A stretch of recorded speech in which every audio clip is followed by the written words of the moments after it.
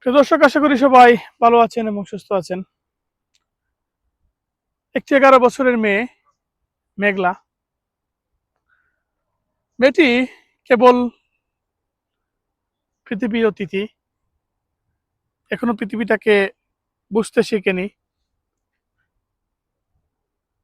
এবং মেয়েটিকে ধর্মীয় শিক্ষা শিক্ষিত করার আশায় মেয়েটি যেন নিরাপদে থাকে, সেই আশায় মেয়েটির অভিভাবকরা মাদ্রাসায় পড়াশোনা করতে মেয়েটিকে একটি মাদ্রাসায় ভর্তি করেন এবং সেই মেয়েটি ওই মাদ্রাসার প্রতিষ্ঠাতা শিক্ষকের দ্বারা ধর্ষিত হয়। এই বিষয়টি সম্পর্কে আপনারা সবাই অবগত আছেন প্রিয় দর্শক। এবং যখন ওই মেয়েটার মা গৃহ পরিচারিকার কাজ করতেন সিলেটের একটা জায়গায়, তো সেই জন্য মেয়েটা থাকতো মূলত তার নানার সাথে। মেয়েটা নানার সাথে থাকতো এবং ওই জায়গায় একটা স্থানীয় মাদ্রাসা, আপনারা জানেন যে বাংলাদেশের আনাচে খানাচে পাড়া মহল্লায় মাদ্রাসা ব্যবসাটা খুবই জমজমাট। তো ওইখানে ওই এরকম একটা মাদ্রাসা, ওইখানে মেয়েটা পড়াশোনা করে। তো একদিন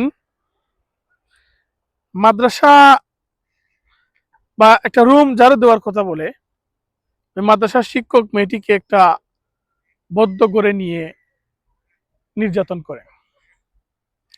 পরবর্তীতে প্রায় প্রায় 7 মাস পরে যখন 5 থেকে 7 মাস পরে যখন মেয়েটির শারীরিক অবস্থার মধ্যে পরিবর্তন দেখা যায়,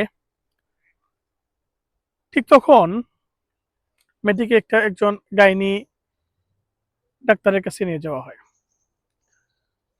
তো মেয়েটাকে যখন ডাক্তারের কাছে নিয়ে যাওয়া হয়, সেই গাইনি ডাক্তার মেয়েটাকে পরীক্ষা নিরীক্ষা করেন এবং দেখেন যে মেয়েটা প্রায় 7 মাসের অন্তঃসত্ত্বা। তো মেয়েটার ওজন কেবল 29 কেজি এবং বয়সও কম। তো এটা দেখার পরে ওই মহিলা ডাক্তার খুবই অবাক হন এবং আসল ঘটনাটা জানতে চান। তো জানতে চাওয়ার পরে মেয়েটা যে ধর্ষিত হয়েছে এটা শোনার পরে পুরো বাংলাদেশ মোটামুটি বিষয়টা ভাইরাল হয়ে যায় এবং পুরো দেশে এই বিষয়টা নিয়ে আলোচনা সমালোচনা ছড়িয়ে পড়ে। তো ঠিক তখনই বাংলাদেশের যে তাওহিদি জনতা, তারা দাবি তুলেন যে মেয়েটা তার নানার দ্বারা ধর্ষিত হয়েছে এবং এই মাদ্রাসা শিক্ষক যেহেতু একজন হুজুর, একজন ইসলামিক ব্যক্তিত্ব, সুতরাং হয়তো একটা গোষ্ঠী ইসলামের বদনাম করার জন্য, এই তাওহিদি জনতার বদনাম করার জন্য হুজুরের উপরে দোষটা চাপিয়ে দিচ্ছেন। তো তাওহিদি জনতা মূলত এই মন্তব্যটি করে। তখন শুধু এটা না, বাংলাদেশের কিছু সুশীল সমাজেরও কিছু ব্যক্তিত্ব আছেন যারা ঢালাওভাবে এই বিষয়টাকে ইসলামের উপর দায় চাপানো বা ইসলামের ক্ষতিকর ক্ষতি করার জন্য এই বিষয়টাকে এইভাবেই তারা উপস্থাপন করার চেষ্টা করে। এমনকি বাংলাদেশের যে কন্ডোমের ব্র্যান্ড অ্যাম্বাসিডর যাকে বলা হয়, সালমান মুক্তাদির, যার স্বভাবই হচ্ছে মেয়েদেরকে নিয়ে মেয়েদের তার স্বভাবই হচ্ছে একটা খাটো প্যান্ট পরে আর সবসময় মেয়েদের সাথে খারাপ খারাপ ব্যবহার করা বা মেয়েদেরকে মেয়ে নিয়ে যে মানুষটা ব্যস্ত থাকে, সেই কন্ডোমে ব্র্যান্ড অ্যাম্বাসেডারও বক্তব্য দেয় যেটা হচ্ছে আলিম উলামাদের বিরুদ্ধে বদনাম ছড়ানো হচ্ছে। মূলত এই হুজুর কোনোভাবেই দোষী নয়, দোষী মেয়েটার নানা কিংবা ভাই। তো এইসব শোনার পর যে দর্শক, ওই মাদ্রাসার যে হুজুর দর্শক, দর্শক তো তার পক্ষে কিছু মানুষ পেয়ে যায়। সে চিন্তা করে যে এটাই তো সুযোগ, এবং দর্শকও দাবি করে যে সে মেয়েটিকে দর্শন করেনি, এই মেয়েটা হয়তো তার নানার দ্বারা কিংবা অন্য কারো দ্বারা দর্শিত হয়েছে। এবং সেই দর্শক যে কিনা এই বিষয়টাকে বিষয়টার জন্যই আত্মগোপনে চলে যায়। সে যখন দেখে যে তার পক্ষে তাওহীদি জনতা এবং দেশের কিছু সুশীল এগিয়ে এসেছে, তখন দর্শকও কি করে ওই সেও একটা সামাজিক যোগাযোগ মাধ্যমে দাবি করে বসে যে মেয়েটাকে সে দর্শন করেনি, মেয়েটা অন্য কারো দ্বারা দর্শিত হয়েছে, এবং সে ডিএনএ টেস্ট দাবি করে। তো দর্শক, আসুন তার এই দাবির পরবর্তী সময়ে সে কি দাবি করেছিল সেটা আল্লাহ তাআলার বিচারের উপরে যদি শ্রদ্ধাশীল থাকেন, এই বিশ্বাস করেন, তাহলে আমাকে নিয়ে আর এরকম কাজ করবেন না। আপনারা আসল অপরাধীকে খুঁজে বের করুন, টেস্ট করা হোক যে আসলেই এ বাচ্চা বাবাকে। আজকে আপনাদের সামনে খুব গুরুত্বপূর্ণ এবং মর্মাহত একটি বিষয় নিয়ে কথা বলতে আসছি। আমি কথা বলতে পারতেছি না, অসুস্থ। তারপরেও যদি কিছু না বলি তাহলে আপনারা হয়তো আমাকে সন্দেহ করতে পারেন। তাই আমি আমার কিছু কথা আপনাদের সাথে শেয়ার করার প্রয়োজন মনে করলাম। বিষয়টা হচ্ছে যে আপনারা দেখতে পাচ্ছেন যে সামাজিক যোগাযোগ মাধ্যমে আমাকে নিয়ে একটা বিষয় ভাইরাল হয়েছে, বিভিন্ন পত্র পত্রিকায় সেগুলো হয়তো প্রচার হচ্ছে। তো আমি আপনাদের বলবো যে এই বিষয়টার সাথে, যে বিষয়টা মেঘলা নামক একটা মেয়ে এবং আমার ছবি দিয়ে যে একটা অপপ্রচার করা হচ্ছে, অপবাদ রটানো হচ্ছে, এটার সাথে আমি কোনোভাবেই সম্পৃক্ত না। আমি এটার বিষয়ে কিছুই জানি না। আমি যদি বলি তাহলে বলবো যে মেয়েটা আমাদের এখানে পড়াশোনা করেছে, গত বছর পড়েছে এবং এর আগের বছরও পড়েছে। তো এর আগের বছর পূর্ণ বছর পড়াশোনা করার পরে সে আমাদের মাদ্রাসা থেকে চলে যায়। তো পরবর্তী বছর যখন মাদ্রাসা শুরু হলো তখন আমরা খোঁজ নিয়ে জানতে পারলাম যে কে কে আসে নাই। তো যারা যারা আসছে না তাদের মধ্যে সেও একজন ছিল, যে সে এখান থেকে চলে গেছে অন্য কোথাও। তো খবর নিয়ে জানতে পারলাম সে ঢাকা চলে গেছে, তারা বাবা মার সাথে থাকে। বাবা মা সৎ বাবা এবং মা অন্য কোথাও আগে বিয়ে বসছিল। তো বর্তমান যে বাবা আছে মেঘলা, তার মেয়ে না, বরং আগের বাবার মেয়ে সে।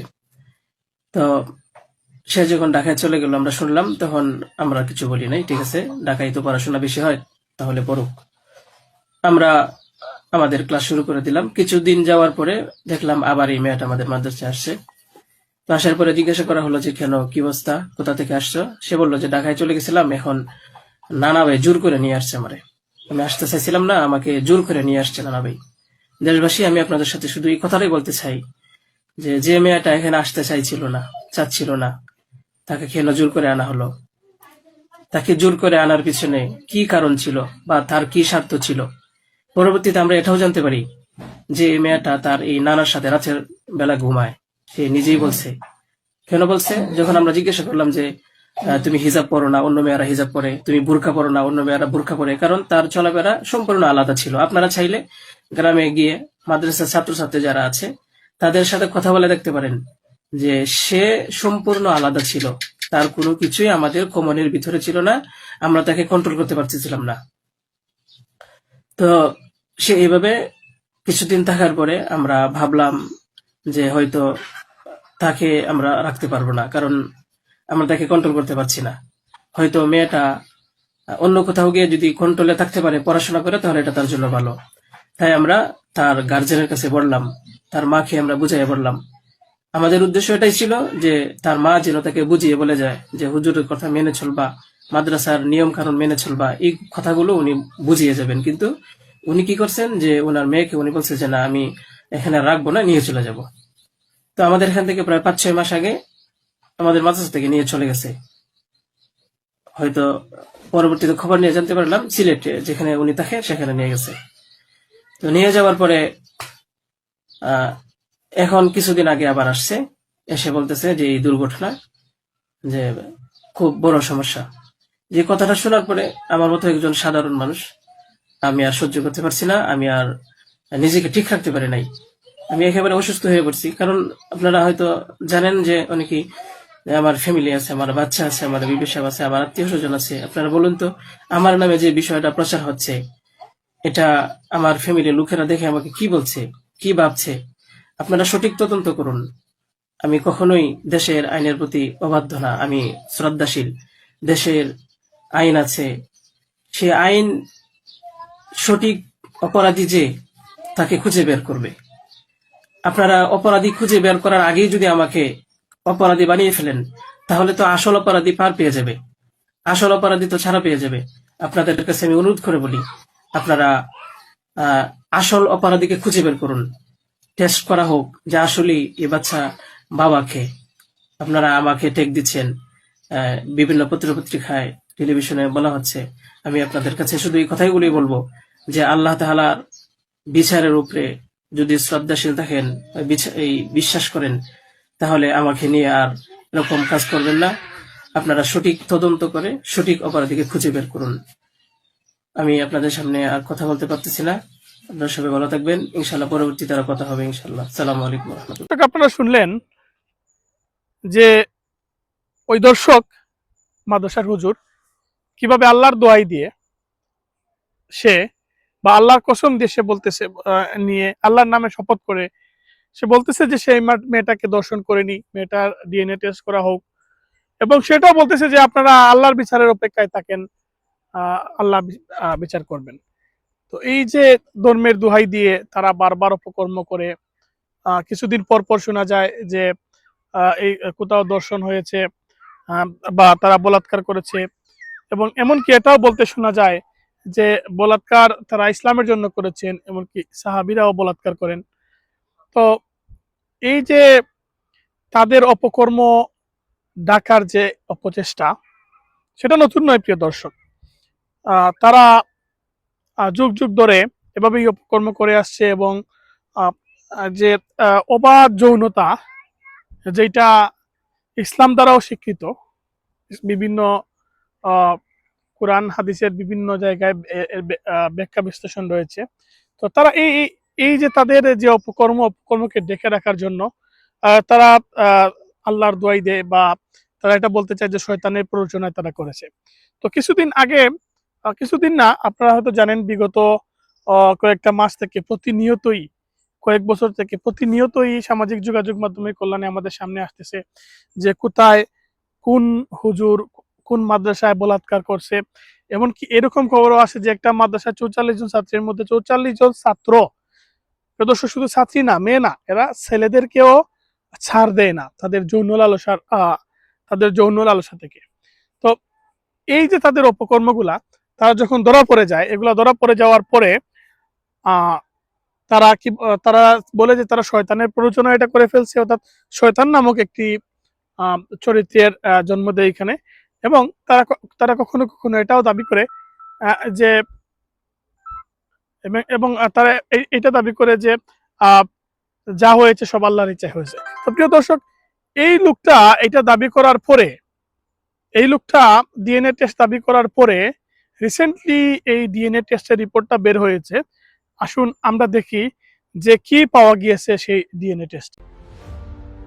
নেত্রকোনার মদনে ১১ বছর বয়সী এক শিশুকে ধর্ষণের ঘটনায় জন্ম নেয়া নবজাতকের বাবা হিসেবে মামলার আসামি মাদ্রাসা শিক্ষক আমানুল্লাহ মাহমুদী সাগরী প্রমাণিত হয়েছেন। ডিএনএ পরীক্ষার প্রতিবেদনে এ তথ্য উঠে এসেছে। সোমবার আদালতে ডিএনএ পরীক্ষার প্রতিবেদন উপস্থাপনের পর বিষয়টি নিশ্চিত করেন নারী ও শিশু নির্যাতন দমন ট্রাইব্যুনালের পাবলিক প্রসিকিউটর অ্যাডভোকেট নুরুল কবির রুবেল। পাবলিক প্রসিকিউটর বলেন, ডিএনএ পরীক্ষার প্রতিবেদনে ধর্ষণের ঘটনায় জন্ম নেয়া নবজাতকের বাবা হিসেবে অভিযুক্ত মাদ্রাসা শিক্ষক আমানুল্লাহ মাহমুদী সাগরকে শনাক্ত করা হয়েছে। সোমবার তাকে আদালতে হাজির করা হয় এবং ডিএনএ পরীক্ষার প্রতিবেদন উপস্থাপন করা হয়েছে। আগামী ৬০ দিনের মধ্যে মামলাটির বিচার শেষ করা সম্ভব হবে বলে আশা প্রকাশ করছেন তিনি।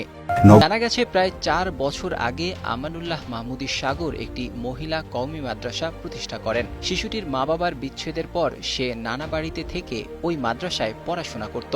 শিশুটির মা জীবিকার প্রয়োজনে সিলেটে গৃহ পরিচালিকার কাজ করতেন। এক পর্যায়ে শিশুটি অসুস্থ বোধ করার পাশাপাশি তার শরীরে শারীরিক পরিবর্তন দেখা দেয়। বিষয়টি জানতে পেরে তার মা গত ১৮ এপ্রিল মদন পৌর শহরের একটি ক্লিনিকে মেয়েকে নিয়ে গিয়ে পরীক্ষা করান। সেখানে চিকিৎসক জানান শিশুটি অন্তঃসত্ত্বা। এরপর ২৩ এপ্রিল শিশুটির মা বাদী হয়ে মাদ্রাসা শিক্ষক আমানুল্লাহর বিরুদ্ধে মামলা করেন। ৬ মে ময়মনসিংহের গৌরীপুর থেকে র্যাব তাকে গ্রেফতার করে। পরের দিন আদালত তাকে ৩ দিনের রিমান্ডে পাঠান। রিমান্ড শেষে তদন্ত কর্মকর্তার প্রতিবেদনের পর আদালত অভিযুক্তের ডিএনএ পরীক্ষার নির্দেশ দেন। শিশুটির নিরাপত্তা ও ভবিষ্যতের কথা বিবেচনা করে গত 12 মে আদালতের নির্দেশে তাকে সমাজসেবা অধিদপ্তরের অধীন সিলেটের একটি সেফ হোমে পাঠানো হয়। সেখানে গত 2 জুলাই সে একটি কন্যা শিশু জন্ম দেয়। পরে নবজাতকের ডিএনএ পরীক্ষার জন্য 9 জুলাই পুলিশ আদালতে আবেদন করে। আদালতের নির্দেশে 28 জুলাই সিলেটের একটি সেফ হোমে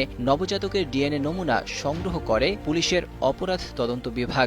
সেই পরীক্ষার প্রতিবেদনেই নবজাতকের বাবা হিসেবে মামলায় অভিযুক্ত মাদ্রাসা শিক্ষক আমানুল্লাহর নাম নিশ্চিত হয়েছে। সেই পরীক্ষার প্রতিবেদনেই নবজাতকের বাবা হিসেবে মামলায় অভিযুক্ত মাদ্রাসা শিক্ষক আমানুল্লাহর নাম নিশ্চিত হয়েছে। Desk report, 21 television.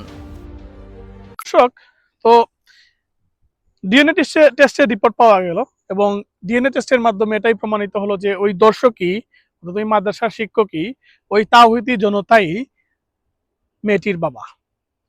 এখন দেখার বিষয় হচ্ছে যে এই তাওহীদি জনতা বলেছিল যে আলেম ওলামার বদনাম ছড়ানোর জন্য, ইসলামের বদনাম ছড়ানোর জন্য, ইসলামকে খারাপ করার জন্য বা ইসলামের ক্ষতি করার জন্য এটা একটা পরিকল্পনা। এখন তারা কি বলবে? এই যে তাওহীদি জনতা, এটা তারা এখন তারা কি বলবে?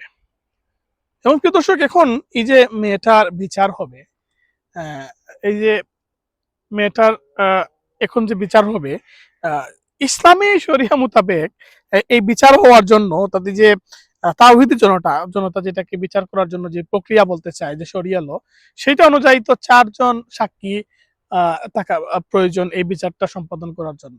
যদি 4 জন সাক্ষী পাওয়া না যায় তাহলে মেয়েটা উল্টো দোষী সাব্যস্ত হবে। তো এখন কেউ কি 4 জন মানুষ সাক্ষী সামনে রেখে কেউ কি কাউকে দর্শন করবে? এটা কি কখনো যায়? এরকম কি কখনো হয় প্রিয় দর্শক? আচ্ছা, যাই হোক, সেটা অন্য কথা, সেটা নিয়ে হয়তো অন্যদিন আরো কিছু কথা বলবো। কিন্তু আমার প্রশ্ন হচ্ছে, এখন এই তাওহীদি জনতা কি বলবে?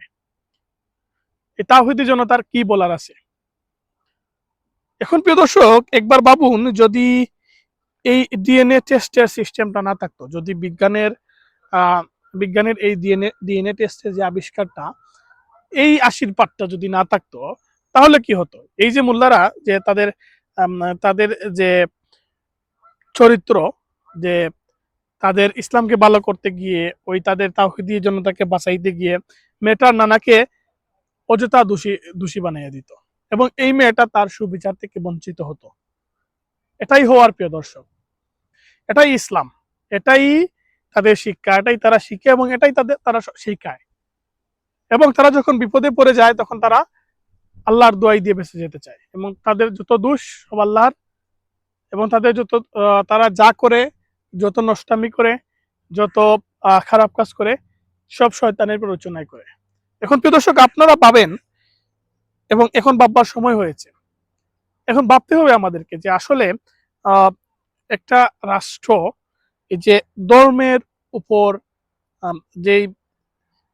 যেই রাষ্ট্রে একটা গোষ্ঠী, যাদের মনে করেন সমাজ বা সংস্কৃতি, একটা রাষ্ট্রের ইতিহাস ঐতিহ্য যারা ধ্বংস করে দিয়ে তাদের শরিয়া প্রতিষ্ঠা করতে চায় একটা সেকুলার রাষ্ট্রে, যদি এইটা কখনো হয়, যদি তাদের স্বপ্ন কখনো বাস্তবায়ন হয়, তাহলে কি হবে?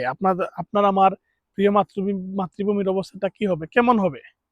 একবার ভাবুন প্রিয় দর্শক, এইরকম হাজার হাজার মেঘলা, হাজার হাজার মেয়ে, লক্ষ লক্ষ মেয়ে দর্শিত হতে থাকবে।